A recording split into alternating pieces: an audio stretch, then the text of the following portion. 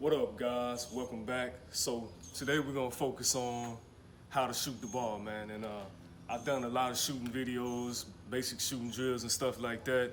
And today we're gonna focus on the proper form of how to shoot.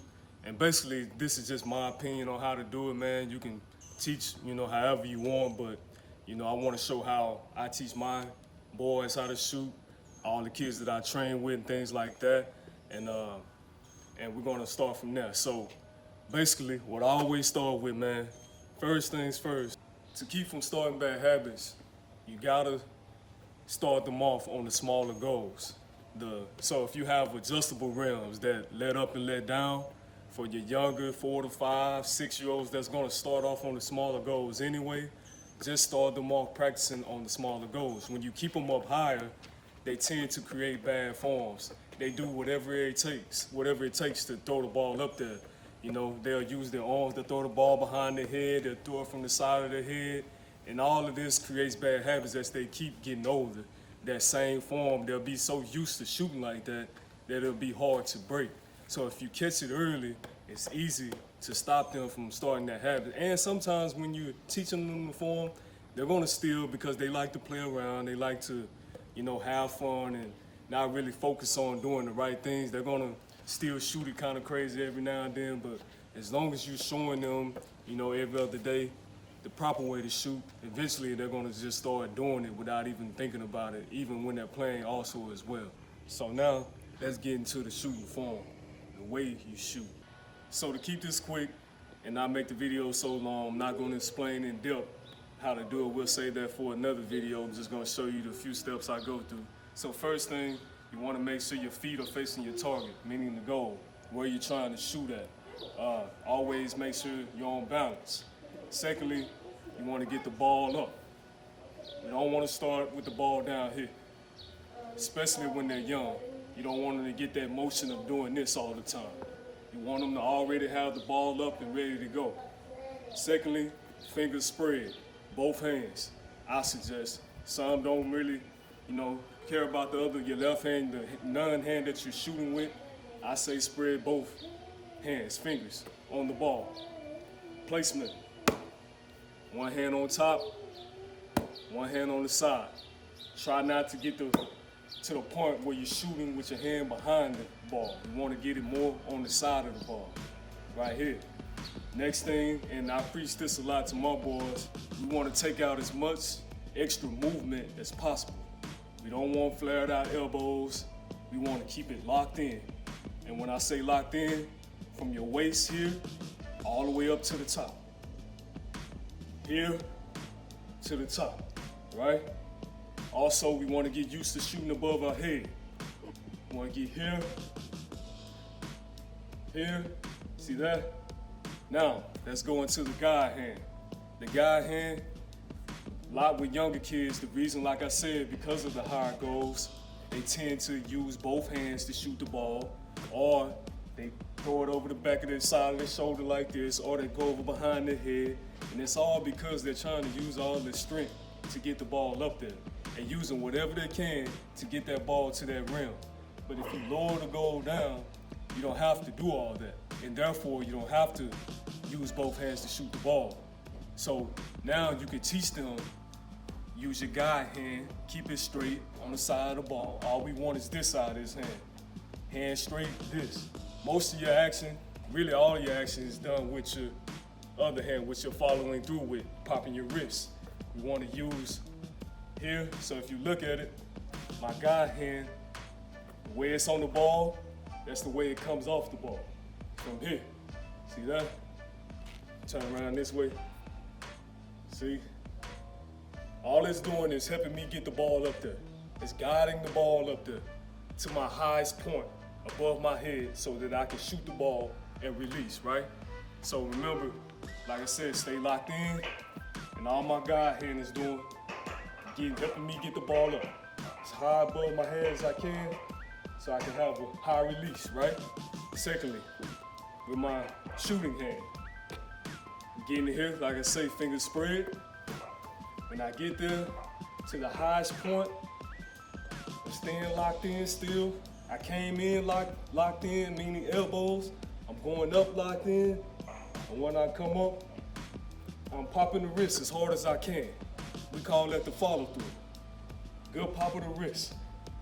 Another thing I forgot to show, on your shooting hand, you always want to keep it, some would say an L, some would say when you bend that arm back, it'll be like a U.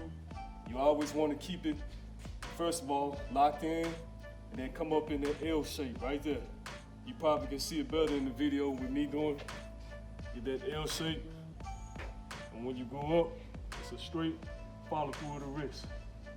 And another thing that I preach and I teach, every time we shoot the ball, some would say, well, that hurts them because in the games, when they shoot the ball, they don't follow their shots and stuff like that. Well, in the beginning, yeah, it does. But what we're trying to get them to learn is the follow through part of it, holding that follow through. So when I work with my boys, I show them, they shoot it, and they have to hold it 3 seconds in the beginning, especially when they're first learning. So basically what I'm saying, they take that shot and they'll hear me count. 1, 2, 3. They'll put their hands down. And they'll do it again. Take that shot, 1, 2, 3. And basically all I'm trying to get them to do is remember to follow through, to not pull out early, to not pull out of your shot and do this, pull back early, you know what I'm saying? Y'all know y'all see guys do that and pull back early. No, hold your follow through. Pop that wrist and watch that ball go in and out in the beginning. Then once you get good at it, of course, now you can do the same thing, but still, if the ball bounces back to you or whatever, you can go follow your shot and try to get the rebound, all right? So remember, feet on balance, legs on balance, feet facing your target, elbows down, locked in. We don't want all the extra motion. We don't want one elbow here, one elbow there, both elbows out, all this stuff. Let's try to take all that extra motion out as possible. Stay locked in. Keep your guide hand on the side of the ball, other hand on the top, fingers spread. You want to keep the ball up, right around your chin area. Get the ball above your head. And when you get up here, you want to get it to your highest point. And when you get it there, release it. Then pop of the wrist. Remember, keep that hand straight. We don't want this. We don't want this. This is created from shooting on high goals. You don't have enough strength, so you're trying to use everything you can to get it up there. We don't want to do that. Another way to break that habit with your guide hand is, like I say, shooting on the smaller goals. Also, if they continue to have the habit of doing that, I try anything. I'll put tape against their hands, tape them up so they can't bend it. I'll put a piece of foam, a piece of wood, anything right here to keep them from trying to follow through or bend their hand and do anything other than keep this guide hand straight and helping to get the ball up there. Whatever it takes, all right? So we're just trying to break that habit, and all we want to see is this follow through of your right hand, man. Also remember, when you got that ball up and you're going to approach to take your shot and you bend it down to jump, you want to make sure you don't drop that ball like this to go for that shot, to jump up. You don't want to do this. All right? I teach my boys and the kids that I train with, keep that ball up high, and even when you bend down to jump, you keep that ball up here, right? So it's here, go up, here, go up, here. That's a good drill you can do with them to keep them from dropping the ball, to get them used to keeping the ball up. Have them hold the ball up in the shooting form, have their feet on balance, bend their knees, go up. Bend the knees, go up. Bend the knees, go up, okay? So that's a good drill that you can work on with shooting. Another good drill you can start off with, the first one I was gonna show, if you don't have a goal at home, you don't have a place to shoot or work on your game, you can always just practice on it. All you gotta do, sit in your house, or you can come outside and get a mat. All you have to do, get on your knees, right here. Same thing we were talking about with the form. Ball up, guide hand on the side, other hand on the top, elbows locked in, and we're focusing on following through, popping of the wrist, shooting up in the air, shooting up high. So we're here. It's 1. It's 2, Get him, come on. Let's do it. So you can do this for 100 shots, 200 shots, however many it takes every day until that form gets correct. You're practicing on your form right now. That's all you're doing. You're trying to get those reps in. You're trying to get it to where you don't even have to think about it. The muscle memory down, basically. So you're here, ball up, follow through. Here, ball up, follow through. Here, ball up, follow through. Last one. Here, ball up, follow through. So that's a good drill you can do when you don't have a goal. So last, a drill that you can work on, especially if you have a goal, it's basically shooting, but you're starting in close, and then you're working your way back. You can use cones to, kind of measure out how far you want to go back, or you can get as close as you can to the goal.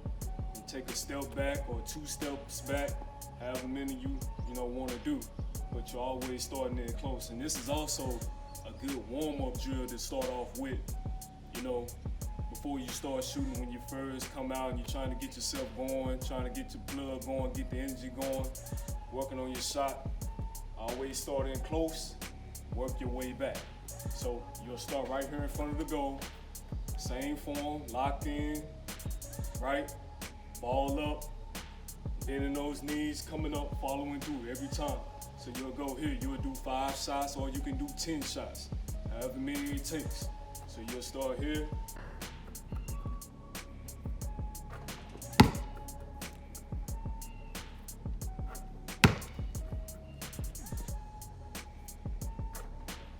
So, like I said, 5 to 10, take 1 step, maybe 2 steps back, keep going. Ball up, right there. So, but just remember, always start in close, man. You gotta realize this generation, these younger group of kids, they always wanna shoot 3-pointers. But in my opinion, if you can shoot 3-pointers but can't shoot jump shots, something's wrong with that. So master the jump shot first, master shooting in close, shooting off the catch, shooting off the dribble, all jump shots, then work your way back to the 3-point line. So remember, guys, keep working on that. If you have any questions, put them in the comments box below and let me know what you think. Let me know what you want me to talk about more, especially with your younger kids. I'm gonna have my son JoJo do another video, man, where he's shooting, and y'all can see how he does, and if he's, putting the things that I'm saying in this video together in his own training. So let's see how it works out. Peace.